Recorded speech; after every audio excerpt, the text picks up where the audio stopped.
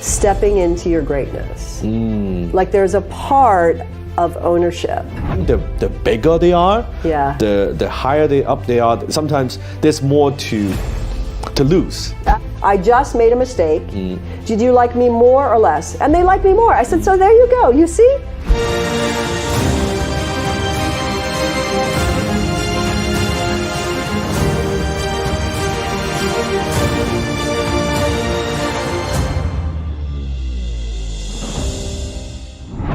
Welcome to another episode of the Dan Lok Show. Today, I'm so happy I'm bringing someone on to the show, someone I've always wanted to talk to for a long, long time, Deborah Patel. She is a coach and mentor to so many experts, best-selling authors, and leaders of the Fortune 500 companies. I'm here as a student just to learn from Deborah how to better use my skill as a speaker, how to get my message out there. So, Deborah, welcome to the show. Thanks so much for having me, Dan. Thank you. So tell us a little bit even how, before we talk about the speaking skill, your career, everything that you do, talk to us before. What did you do before you got into this whole industry? Well, I started my professional career on stage at 4 years old. When I was a little girl, my parents were both very religious, and I started singing in church. Yes. And so my first paid gig was singing on the local radio station. And, I learned at a very early age how to move an audience. Obviously, when you're a kid or you're a pet, you steal the focus, right? Yes. So I was always that really cute little kid, like, so adorable. So I grew up literally put on stage for as long as I can remember. I don't remember a time. So that's really quite unique. So I started off that way, and then I pursued, but because of my parents' love for music and things like this, they really encouraged me to do it. And my parents eventually split up. There was a lot of challenges. I'm an only child, so I had a really quite rough childhood emotionally. And so how I processed things was through my music, and then in my teens I got involved in theater, etc. Then I got a degree in drama, dance, and voice. Then I went on to do Broadway shows. And you've worked with I've worked with some big pretty names. cool people. Yeah, Yes. I had the chance to be an opening act for Whitney Houston really early in her career. Yes. And I was in Monte Carlo at the time. I worked with Sammy Davis Jr. Through Sammy, I got a chance to meet and know Michael Jackson, share the stage with him. Wow. And what was that like? I'm a huge Michael Jackson fan. He was awesome. He was awesome. Well, one of the things that was really incredible about Michael is he was just so larger than life. And really his amplified most best self when he was out there delivering that timeless, legendary message. In private, he was much more timid and more shy. Interesting. Yeah, and lovely person. Yes. Lovely person. But I think you could also imagine that when you're a child and you're famous so young, and it's pretty obvious the family dynamics that went on. And, when you're that famous from that young, I think it's hard to really trust people. And so I think that he had that, and kind of like his God, right? Yeah, well, he just felt more comfortable with people who didn't really want anything from him. So, we had a really great relationship because, of course, I idolized him like everybody else, but, I just really felt like I was in the presence of greatness. And, so many people were not only inspired by his music, but certainly he was an artist like no other. And, I just feel really fortunate to have even crossed paths with him. And I worked much more with Sammy Davis Jr., who was like a father and a mentor type figure to Michael Jackson. But again, I was just so blessed to learn from these legendary entertainers, a guy named Milton Berle, who was this very famous Jewish comedian, and just so many incredible people. They're no longer living. The millennials probably don't even know who these people are. You'll know what Michael and Whitney. And I work with people like Herbie Hancock, the group Kool and the Gang. They wrote that song, celebrate good times, come on. Right? So awesome. So it was awesome. But I ended up, actually now, since it's all in the news, I left the entertainment business because of sexual harassment. I just wasn't willing to prostitute myself in order to go to the next level. Well, no, I was already there. I mean, when you're an opening act, the next step, I mean, I made a record album in Europe and things, but I ultimately think it was my divine protection. I believe everything happens for a reason. And so I got into doing what I am doing now as a result of a friend that I used to hang out with, a Wall Street investment banker who, you know, that was all in the 1980s. It's like making money. I mean, you know, you're like the making money guy, right? Yeah, you know, it was sort of guerrilla, and they wanted anything to give them that extra edge. So I had this friend that I used to hang out with just for intellectual stimulation, right? Yes. And I used to always hang out with these Wall Street people. And as a result of that, he said to me one day, he said, "Deb, do you think what you do on stage might help me with my presentation?" Because he was in business development, like large commercial investment deals. Yes, billions, multi-millions, you know, big deals. I said, I don't know. So he said, "Look, I'll buy you dinner and you give me some tips." I said, "Sure, fine." So I gave him some tips. Much to my surprise, I helped him increase his sales conversion. Wow. So again, you know, in high expectations, people dealing with high net worth clients, people scoring, you know, when the moment is brief and the stakes are high, you have to really, really nail that message. Yes. So I discovered through working with him that the skills that I had been acquiring over the first quarter of, you know, the first 25 years of my life were even more more valuable and more profitable, and ultimately made me feel like I was making a bigger difference. And this is no disrespect to the entertainment industry. It's just because of all the things that I had to deal with. It was at the time, in at least how it occurred for me, it was a toxic environment. And I had I had a choice, like a character choice. Meaning, do I want to choose a life of integrity that I choose, where I have the power, rather than being at, you know, your nose is too big, your nose is too small, your boobs are too big, your boobs are too small. I mean, you know, it's just like all this craziness. And even if you're good enough, there's still all this craziness going on, and so you gotta continuously deal with these craziness. Yeah, even after you've gotten the job. So you know, I just wasn't willing to compromise myself. I think we definitely have that in common. 100%. And you know, I just thought, you know what, I'm bigger than this. And it wasn't like I was judging it. It was just very clear that I was at a crossroads, and I wasn't willing to, you know, I wanted to have a committed relationship. Yes. I wanted to have a life that I was proud of. I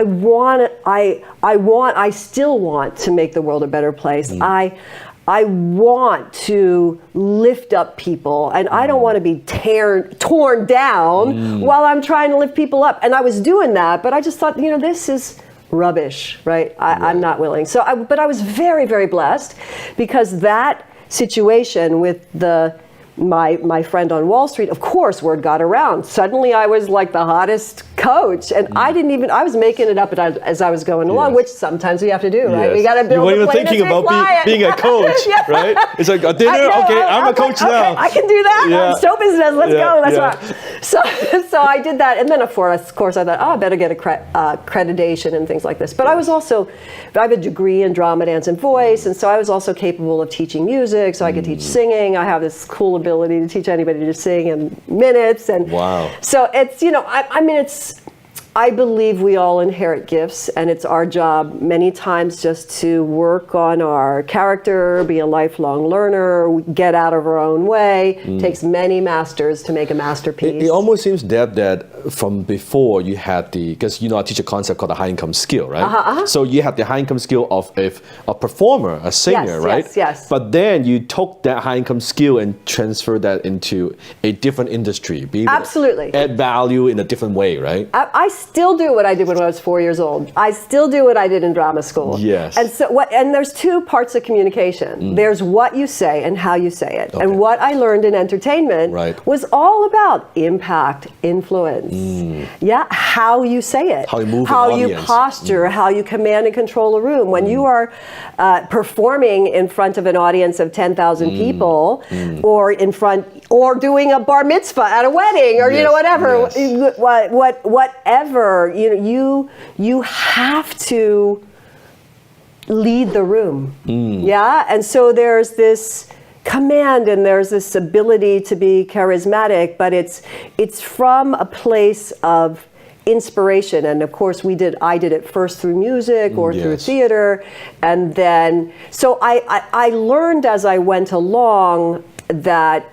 So I got much more facile at the how you say it. So I learned the subtleties, and in looking at coaching people with a sales conversion or looking at coaching people with a public speaking presentation, which is your most profitable skill. Correct. Yes, whether it's public speaking on a video or whether it's public speaking in front of groups or whether it's a presentation to raise $300 billion for a Chinese company. Yes. So it's all about being able to have the greatest impact and influence in the shortest amount of time. Very true. Again, I think we're both lifelong learners, right? Yes. It's always a journey. Yes. So one of the things I love about communication, I'm sure it would be absolutely, totally true. A big element of what you do is this profitable skill with communication is that there's just so much to learn. That's right. There's so much to learn. So I've just been really blessed to be on this path, and I work in 82 countries. I moved to Asia. Oh, My best friend is Hong Kong Chinese, and so I moved permanently to Asia. Actually, I went initially being invited to be on a TV station in the Philippines, and I'd already retired, and they're like, come on, Deb, you can pull out a retirement, we'll bring you to the Philippines, right? So anyway, but and then I got headhunted by a gentleman named Li Ka-shing. That's right. Yes. Which, by the way, is the richest man in Hong Kong. Yeah, and at that time he was the richest man. the richest Asian person on the Forbes list. On the Forbes list, yeah. And so, which I admire his photo. Yeah, an amazing story. Yeah. Another amazing story. And look, at the end of the day, it's all about hard work, right? Yes. You can't get there. I mean, yes, we can give people some shortcuts based on our years of experience and our the gift of having been able to work with so many people. But at the end of the day, you got to work hard. What's it like to work with Li Ka-shing?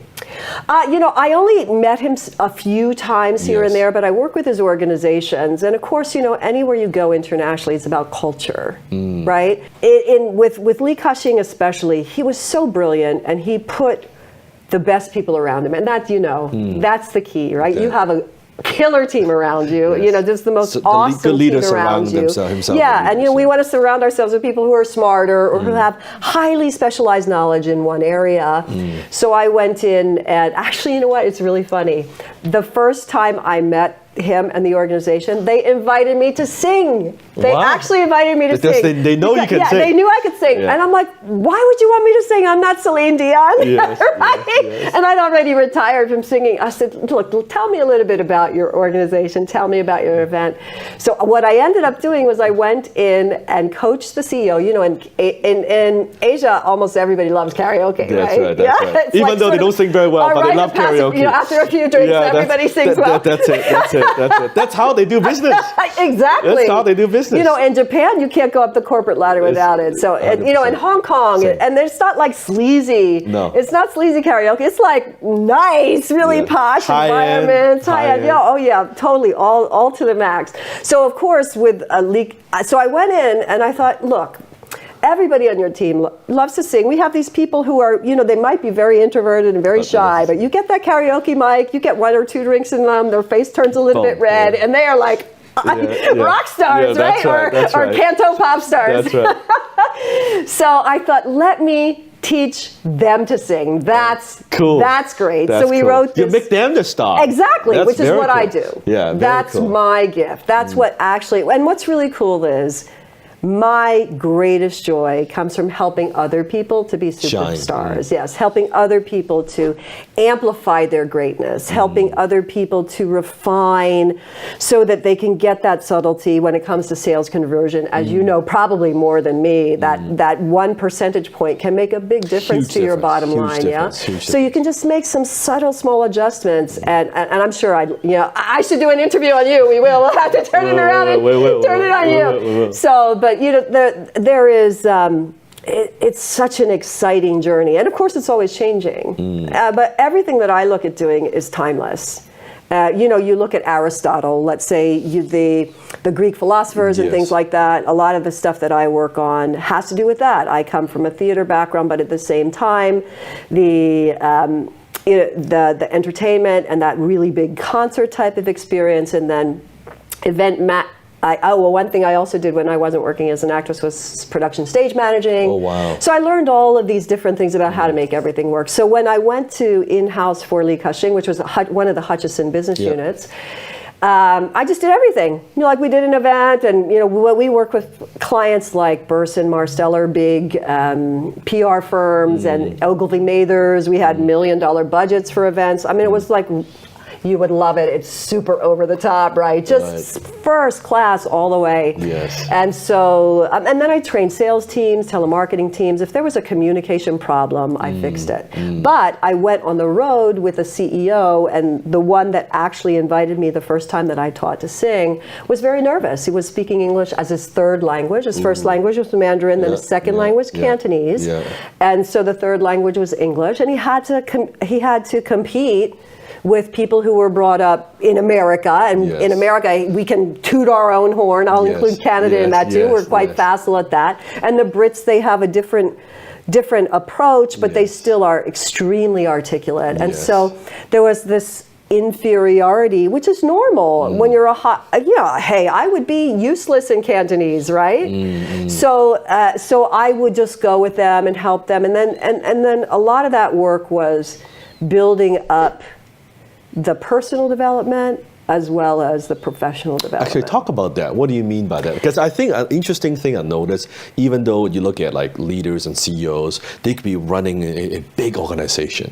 But when you have to put them in front of a room to speak to, I don't know, even 30, 40, 50 people, they will get nervous. People will expect, oh yeah, you're natural leaders. Of course you're good speakers. It's not like that at all, right? And it's especially, I think the bigger they are, the higher they are, sometimes there's more to lose. Absolutely. Right? Like, especially in Asia, like they don't want to lose face, right? Oh, of course not. Right? Oh, I'm like a secret weapon all over Asia. Right? I work in 82 countries, but Asia's my favorite. Yeah, right? It's I'm like the secret weapon. Before, Deborah, I need some help. Like, it's that kind of thing, right? 5 o'clock in the morning, 2 o'clock in the morning, whatever it takes. But talk about the personal development side, where how do you help them with the mindset as well as give them the skill set of presenting, right? Okay, so I mean, different people have different issues. I'm sort of a little bit like a microsurgeon or like a chiropractor. It's like, let's do a quick adjustment or go in there and tweak. And I mean, one of the things I want to say, these people are high achievers, they have high expectations, and it's about connection, not perfection. And so when you get on a stage, everything gets amplified and magnified, which also means your insecurities are magnified. Very good point. And if you're not well prepared, which many people don't have the time for, or they don't know how they can effectively, elegantly, efficiently prepare to give a great result every time consistently, of course they're going to be nervous. If somebody, like many of these leaders, they be given a speech at the last minute, like I work with some people in Indonesia, for example, they struggle even just with their accent. We have to teach them how to over-exaggerate their words, slow down, these types of things. And so just even dealing with the language and not even having a chance to look at it and having it not be in your own words. A lot of these times the team is passing them a presentation and saying, okay, you have 5 minutes in the limo. Read the script. Yeah, exactly. And go. And that is enormously stressful. That would stress anybody out. So there's that. But I think what's interesting when it comes to voice, and I mean not just the voice that you're speaking, but that message, that $1 million message or multi-million-dollar message or billion-dollar message, it is about growing into who you're becoming. I would assume that's some of being a high-ticket closer, that mindset. 100%. So you got to see it. So in your case, they would see you be able to do it. In my case, they can see me demonstrate the skills, and they'll say, okay, I want that. But ultimately, I think probably you and I would share this. Anybody who wants other people to shine and who has any ability to coach and lead would be able to target what that is. And so it's actually looking at and I'll look for what they're already really good at. Like they might be really good at business, or they might be really good at golf, or they might be really good at karaoke. Identify their find strengths. something they have a mastery in, and Yeah. I say, hey, look, you know what? This is the same thing. It's not magic. It's a learnable skill. And so part of it is being willing to be visible and to be comfortable with being uncomfortable. Yes. Yes? Yes. And then the other part of it is really digging deep on what do you stand for? Can you really get behind this? Do you really mean what you say? And for some leaders, are you in alignment totally with the vision and mission of the company? Your certainty, your belief. Yes, right? and you just have to be all in, and that's with what you do with your body, what you do with your voice, how you bring your words to life, and the words that you say, and then ultimately, but it's always about speaking to your audience's concern. Yeah, so sometimes people have challenges because the presentation is prepared for them. Other times it is that mindset issue where they're magnifying something. I find a lot of times people who have big issues had issues in childhood that they either don't remember, or where, again, everybody fears humility. I mean, they don't fear public speaking. They fear humiliation. Yeah. Right? Nobody wants to be humiliated. Yeah. Certainly They in don't Asia, it's even more so. themselves. Yeah. And nobody wants to look bad. So, and I think that's even more important, like you said, for leaders because there's so much at stake. Correct. Yeah. And so it's actually lining them up and looking at what's already working. And again, many high achievers, we're our worst critics. So we never acknowledge what's already working about us. Like, we're rocking this, I'm rocking that, this is great. I'm a great leader, I'm a great mentor, I'm a great spouse, I'm a great parent. There's all these things we do really well, and we just make it magnify that, public speaking in the whole domain of everything you do is just one thing. Let's say if somebody's introverted, they're like, I'm introverted, I don't like being the center of attention. Well, you know what, it's just one thing that you do. So sometimes it's just tweaking to logically tell them. Another time it's stepping into your greatness. Like there's a part of ownership, meaning there's a part in that person that needs to get that they're good enough. Because I could see as you're sharing about stepping into the greatness or becoming a person that you could be. It's when I was a shy immigrant boy, right? And one of the things that changed my life is I joined Toastmasters. Oh yeah, perfect example. But I never, when I joined DEB, I wasn't thinking about, I'll be a speaker, I'll be an influencer. That was the furthest thing on my mind. I just wanted to reduce a little bit of the accent that I have, right? Just that's it. And build a bit of self-confidence. Right. And kind of like, your journey where, I did this and people thought, I'm good at it. It's funny because after 6 months of Toastmasters, I have like all my Toastmaster like members, right? Like they write these like forms, right? The evaluations. Forms. Right? Oh, Dan, you're a natural. A natural. There's nothing natural about this at all, right? But then I'm getting like good comments, like, okay, that's maybe there's something here that I didn't even know that I have this talent or gift, right? And I found that I learned it faster than most. Yeah. So and then of course then fast forward, it changed my life. From there, this gift of communication, being able to use my voice. Now back then, actually my voice was way higher pitch, way higher, and actually I hired a vocal coach. Oh, you did? Good. Yeah, she was also in theater. Good. Of course, not super famous like you, but like she was in theater. I'm not super famous. You're more famous than me. But she taught me how to use, speak from diaphragm and all of that. That's great. I want you to definitely coach me on that too, right? Sure. Deb, I know in your book, $1 Million Voice. Right, I do think it is $1 million voice that people when use it properly, because one of the things I struggle with when I'm teaching, let's say, my closers how to close on the telephone, and they would try to read the script and hear the words and memorize the line, but they don't deliver that properly, right? And I would teach them. Even just one line, one question, if you use different tonality, it would sound totally different, right? It's one thing to say, hey, how can I help you? Like that's totally like, right? Or versus more, so how can I help you? That makes a difference. So when you coach someone, how do you help them develop that $1 million voice? Well, I always start with where they are. Okay. Yeah. And so I want to build them a little bit of confidence. So part of owning the greatness is actually getting what's working about you. I also aim to look at what makes them tick. Or if they have an area of mastery, how we can connect that area of mastery. Say they were really good at math, or really good at golf, or really good at something. Parenting, anything, cooking. And so then I aim to relate that to that ability. But I am very different than most people who teach what I teach. In my experience, finding that $1 million voice, finding that superstar essence that we're actually born with. Interesting. We're actually, when I do my programs in Taiwan, they call it reclaiming your voice or something. I'd have to see it in Mandarin, but that's already within you. Yeah, I mean, look at us as kids. We're expressive as kids, right? Yes. I mean, there's all kinds of social things that can happen and bad things or parenting or whatever. Yes. But ultimately, we all are born with this excitement, this energy, this curiosity, this energy for life. Right. And sometimes things happen to us. Most time things do. Life and they beat us down. Yeah, right? and they suppress our spirit, right? Or I'm not kidding you, the entertainment business, it broke me. I mean, I was like on the verge of a nervous breakdown because my experience was that I was being stripped of my God-given gifts, or I was being suppressed. I wasn't allowed to express myself, or there were conditions around my expressing myself.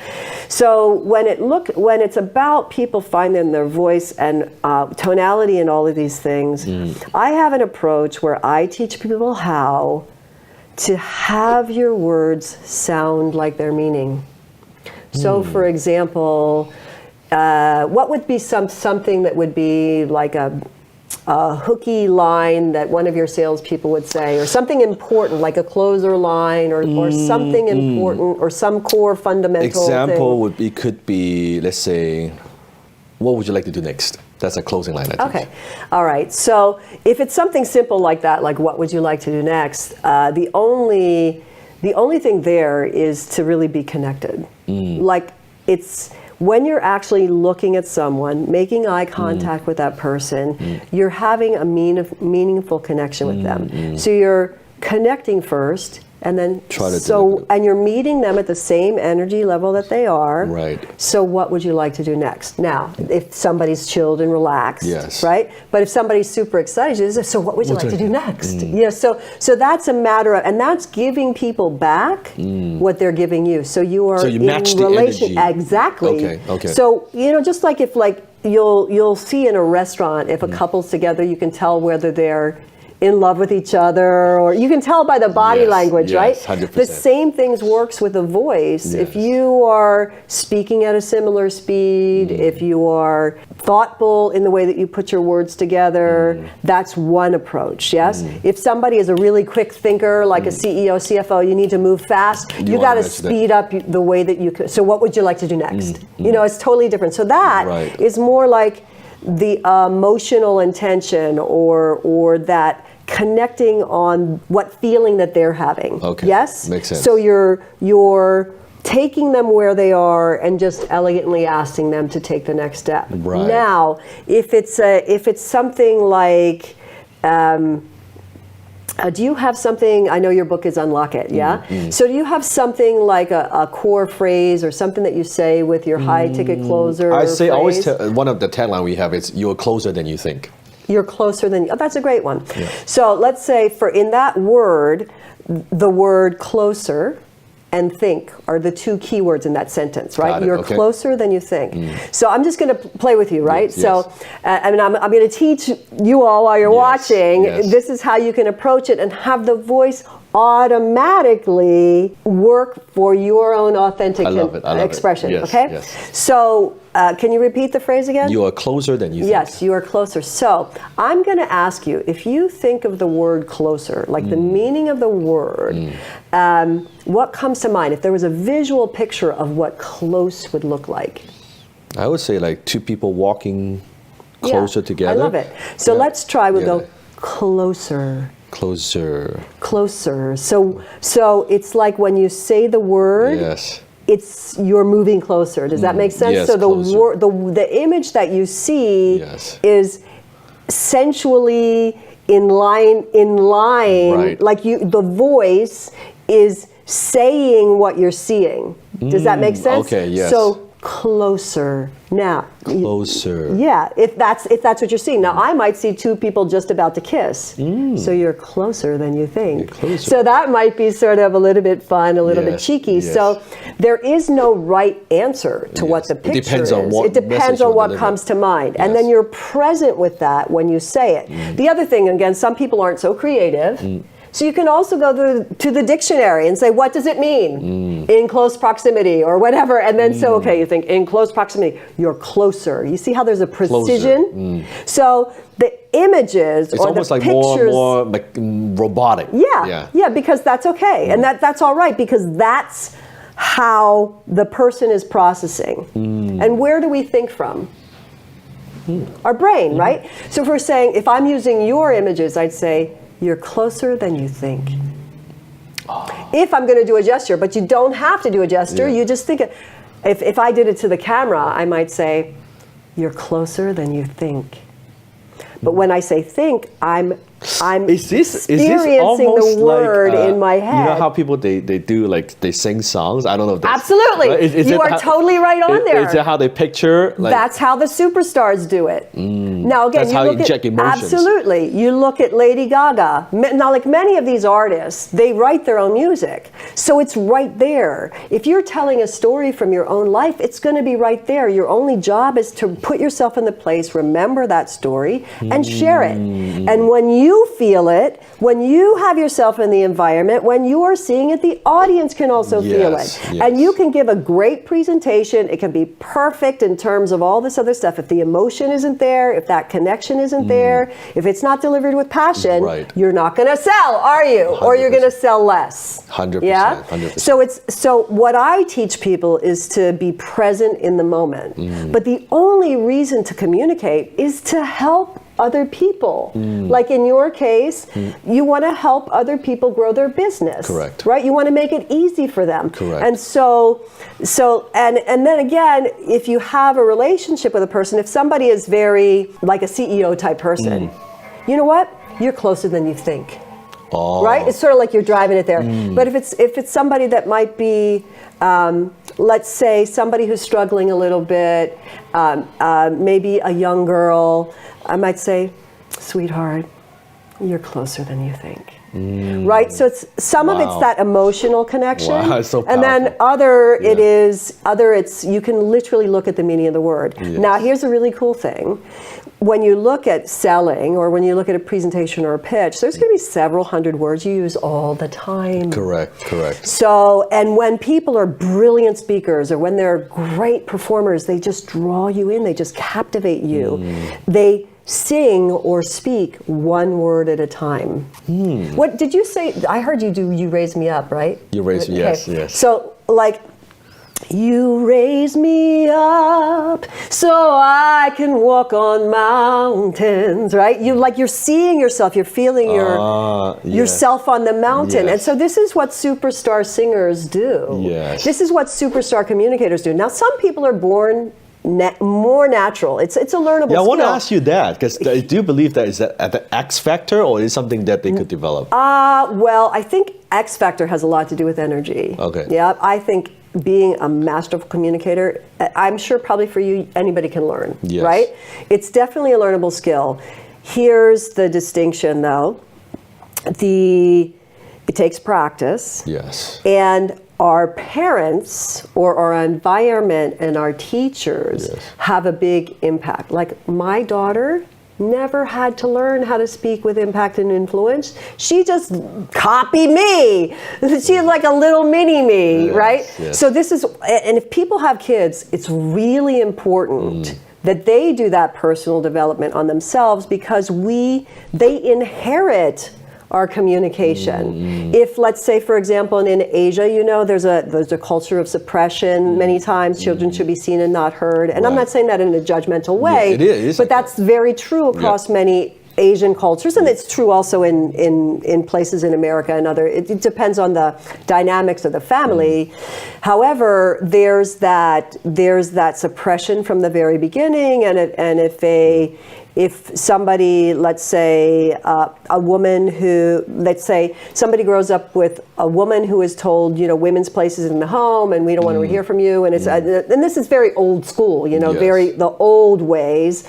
Then they believe that what they have to say isn't valuable. The children spend the most time with them. They inherit those types of patterns, and so. But all of these things can be broken. Right.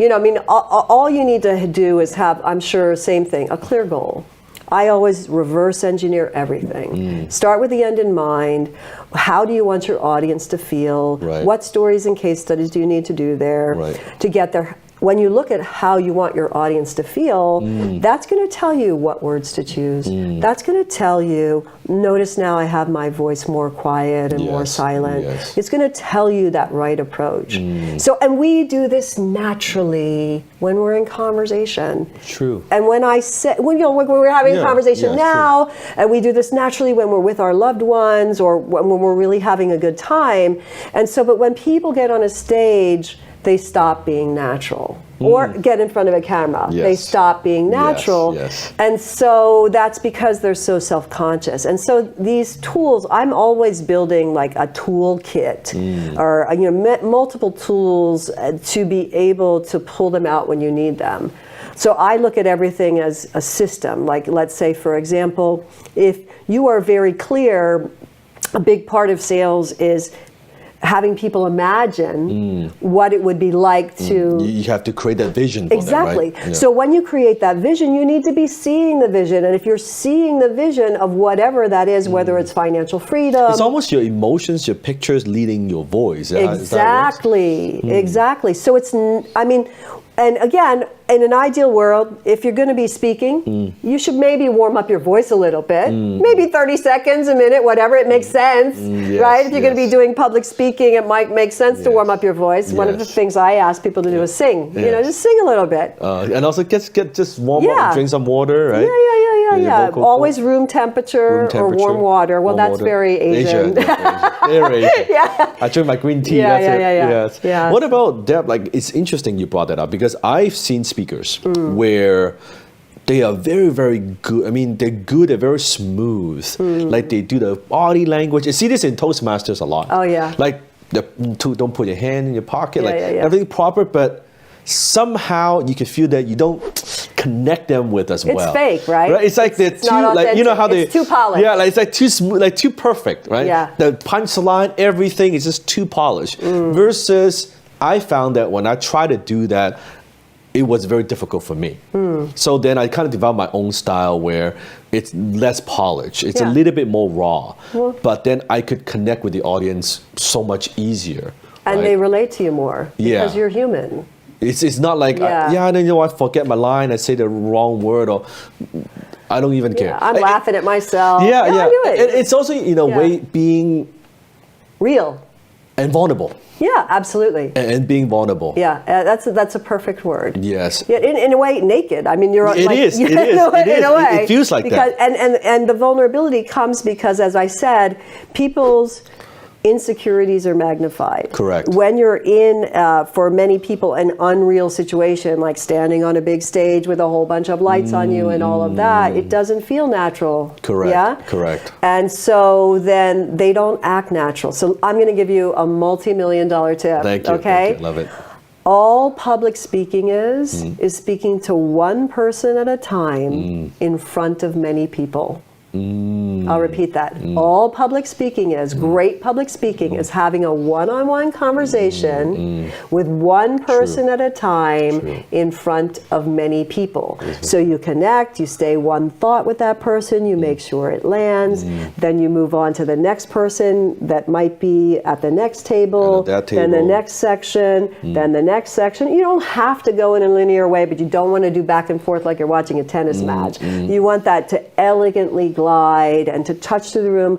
But what will have people be amazing and authentic and come across as open Sincere. and vulnerable, sincere, genuine, humble, which, as you know, in Asia, if you're not humble, you no trust, zero trust, yeah? And I always say the ultimate credibility is a balance between your humanity, your humanness, and your expertise. And we got to have both head and heart. They may not buy if you're doing a really great technical presentation. It's got to be delivered with an energy, emotion, with passion. And sometimes sometimes it's not like dramatic, like emotional, but it's that care or that intense desire to help people maximize their time, their business, maximize their income. Right. And so so it's all in the connection, it's all in your sincerity, you know, what do you want your audience to feel, what are their concerns, speaking to their concerns. We could do a whole... Understanding the audience, right? Asking them, we could do a whole day of talking probably about that stuff. And so then really show up to serve. It's not about speaking to sell, it's about speaking to serve. And if you come with a heart of service, people will feel that. And then when you really look at people, many times, and you see this a lot in Toastmasters, and you see it a lot with people who have insecurities, they don't really look at people. Their eyes glaze over. So you want to have that real connection. When I talk to you, you nod, I can see that you're getting it. And so when you're talking in front of a group of people, then you are reading people. And here's the real genius about that, and I know you do this naturally in what it is that you do, is that you're going to feel what they need to hear. It's true. It is very, very true. Because I think as I speak more and more, this just one day I kind of developed this sense where, example, let's say I'm speaking to a group of 100, round table, I could sense maybe that table there, there's some questions. There's some I should pause. Like, I think there's something they want me to address. Is this like sixth sense? I don't know how to describe it. Yeah, it is. It's being present with the room. Yes. And look, if you are, number one, you have to be comfortable with yourself. And for people who are not used to speaking a lot in public, they need to know their material. There is no way you can get to that level of awareness with your audience without knowing what you're saying. Right. Yeah?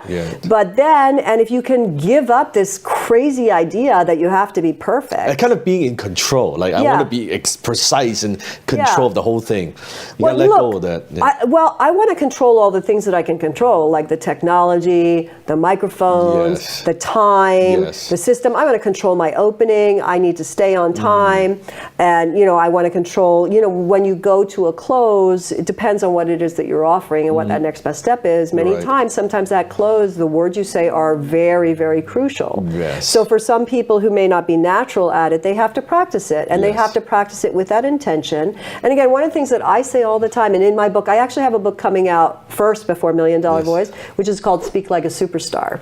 And so in that book, I show people how to copy people they love. So let's say many people, you know, you have a whole army of people who love you, right? Or if somebody loves Michael Jackson. The person I use in my book is Martin Luther King, who had a really powerful message, and I very powerful voice. And I deconstruct, and his words sounded like what they mean. And he took long pauses, and he had that Southern Baptist type of style, which most people don't speak in.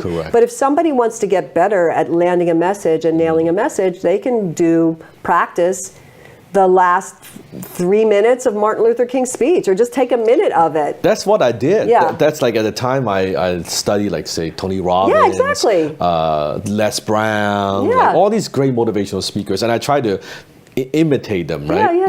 And Zig Ziglar, Those guys are. I speak with mostly all of them. And I tried to, but then later on, once I kind of got a hang of it, then I know I need to develop my own style, right? So I kind of learned the basics, the principles, but then I developed my own style. Well, that's good. And how you did, I mean, you did it in a very natural way. I do the same thing with singing. Like if you want to find your signature style singing, you choose 6 different artists you like. You master each song, and then your own style starts to emerge. So you were very clever to do that. That's super smart. Deb, do you think that for people who are, let's say, not thinking about like entrepreneurs, like this, just selling one-on-one, they have to present, or they have to present to groups. Sometimes I find that speakers, when they do the content, awesome. Like they're like so natural, they're funny, they're all good, great storytellers.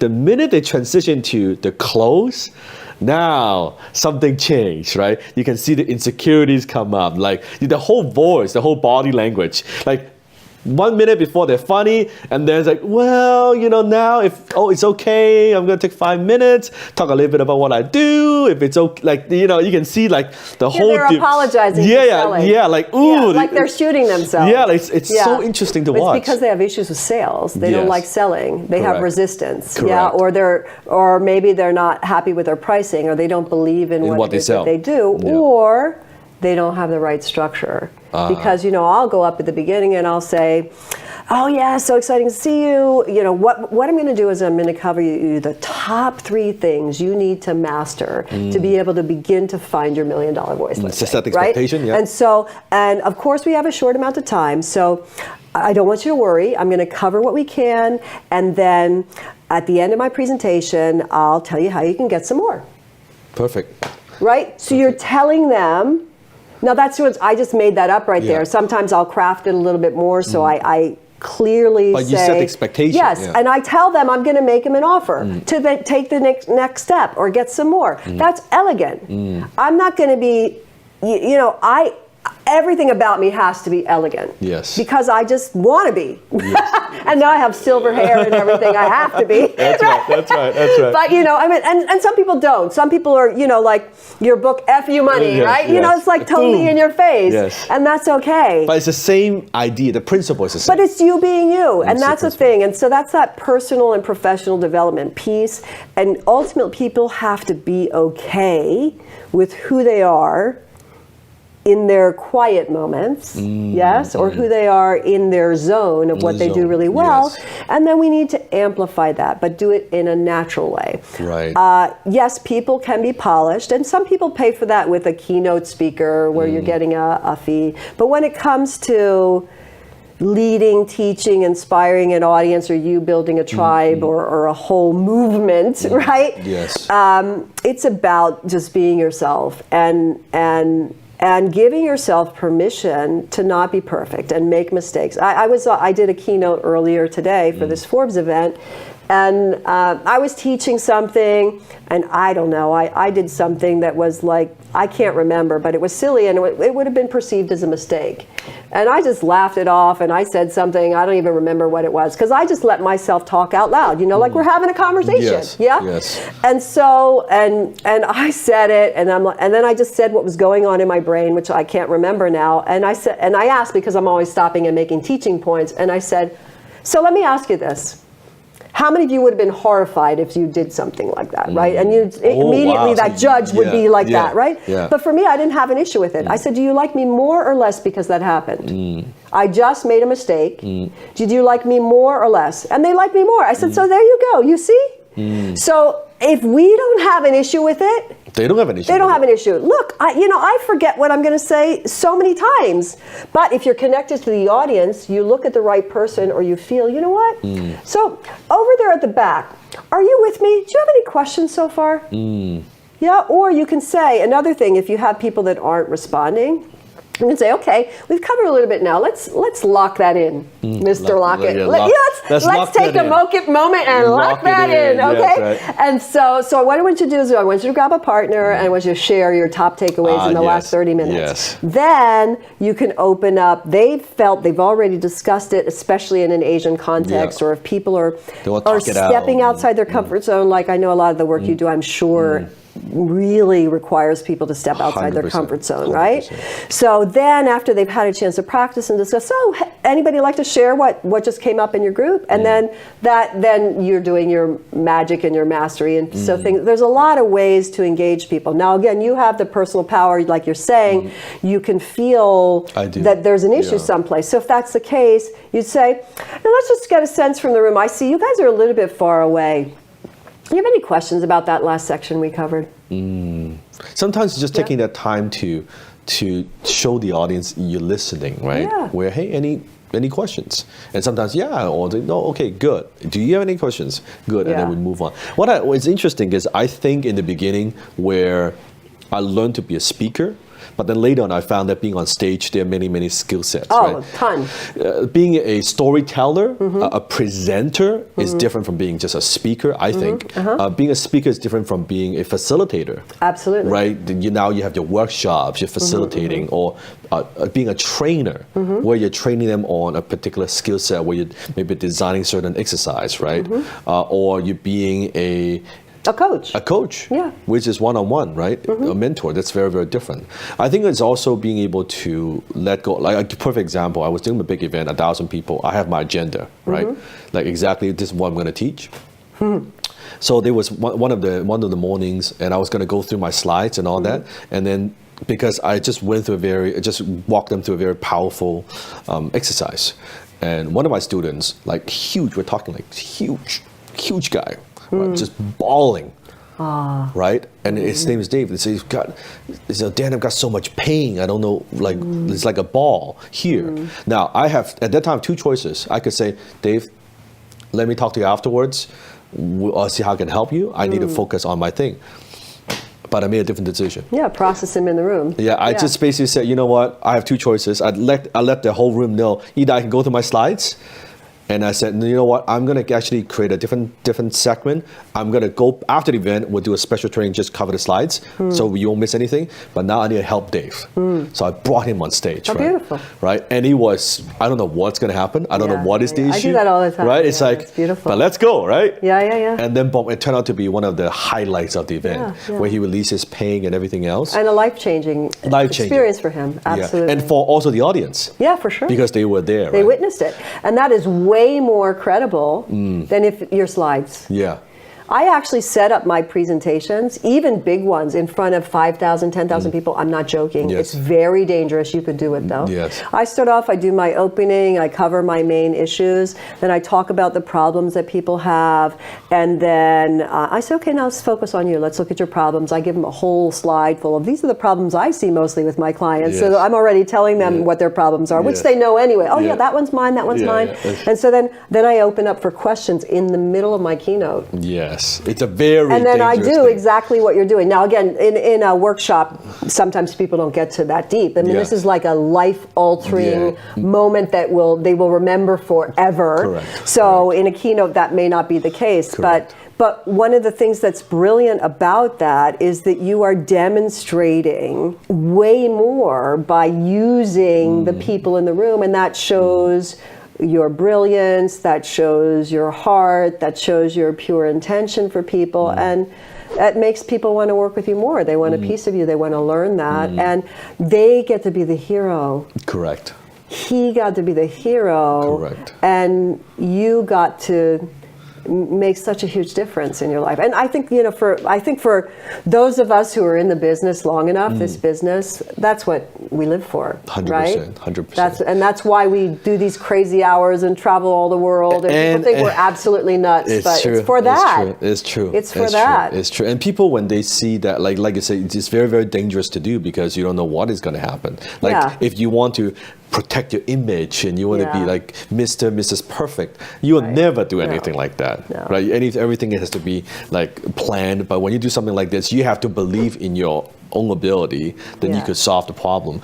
And I don't know if it happens to you with that. Like when I am in a zone, I kind of just in a zone.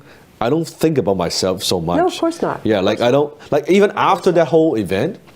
It feels blurry for me. I don't even remember stuff. Yeah, right? Is that right? The same thing? No, and I mean, I'm a very spiritual person. Is it okay if we go in that direction? Please. Yes. So I believe very much in a higher power. Yes. I call my higher power God. Yes. So, like for me, it's about getting out of my own way. Yes. And so...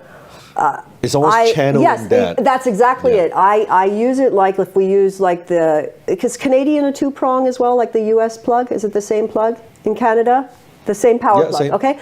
I look at it like there's this power plug that hooks me right into the Holy Spirit, and that divine light or that creative light, even if you're not religious, that creative divine power flows to you and through you, so you can touch the hearts of people, 100%. You can move. And I even say when it comes to sales, I pray. I say,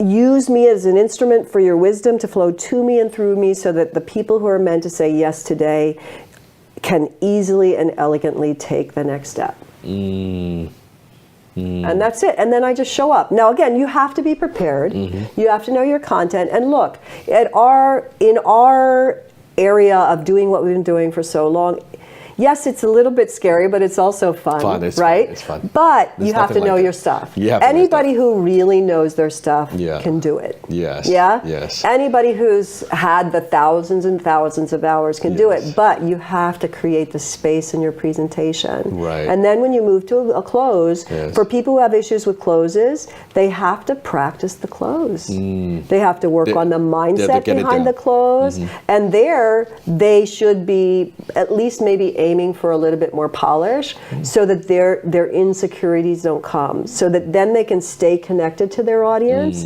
They can be focused on serving and be focused on, if sometimes, like when I work with, I adore, and one of my good friends, and I work with him for 3 years, is T. Harv Eker. Yeah, he's a master of selling from the stage, and he would push people, he would piss people off, and he's great at sales, but he did it for their good. He did it to be able to help them to take the next step. One of my dearest, closest, most wonderful friends that I love dearly is a guy named Blair Singer. He's in sales. And so Blair is just so phenomenal facilitator. Oh my gosh, he's just amazing. He's a master. And so he does that all the time. So and again, that's part of, I mean, I have silver hair to prove it. That's part of the wisdom of putting in those decades of experience. And then when I said this, I probably said it earlier in the interview, but I'll say it again, it takes many masters to make a masterpiece. Right? Each person brings a piece. Like your people can take your piece, maybe a huge chunk of your piece. They might need a little piece of my piece. They might need Charlie Fusco's piece. They might need Blair Singer's piece. They might need Harv Eker's piece, Tony Robbins' piece. And look, you know what? If you're a lifelong learner, do it all. I studied how to be a coach, a facilitator, a trainer, so that if I'm in front of the room and I realize I need to put people in a training exercise to lock it in. Yes, I love it. Lock it in. Lock it in. Yes, that's going to be my tagline. With the Deborah voice. On my podcast. Yeah. And so then you're flipping in there, right? Yes. So, yeah. I love it. Deborah, we can talk all day. This is so much fun. Talk to us about your new book. It's called Speak Like a Superstar, How to Communicate with Credibility, Charisma, and Confidence. Wow. I'm so looking forward to it. And it's going to be available on Amazon, obviously? Oh, yeah. It'll be Amazon, through the booksellers, probably in the airports. Yeah. I love it. And if my audience wants to follow you on social media, what's the best way to do that? Let's see. What is the best way?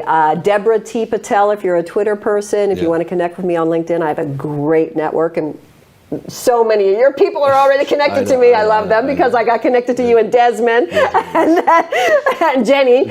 So, LinkedIn, it's just Deborah Torres Patel. Facebook, same, my name. Yeah, awesome. So that's it. You can find me. I want to end with Deb, me saying you are closer than you think together. How's that? Okay, all right, sure. Okay. And we'll do it. In what voice? You teach me. Okay, well, how about we do like we're doing closer to each other? Okay. Right? You like that? Okay, we'll look at the camera. Okay. Oh, you want to look at the camera? The camera. Okay, so we'll just move closer. So, ready? Okay. 1, 2, 3. You are closer than you think. Hi, this is Dan Lok. We're looking to invest $10 million in 100 tech startups in the next 3 years. You could be one of them. If you are a founder of a tech startup, if you are looking for financial capital, guidance, and mentorship, go to www.danlokventures.com to see if you qualify.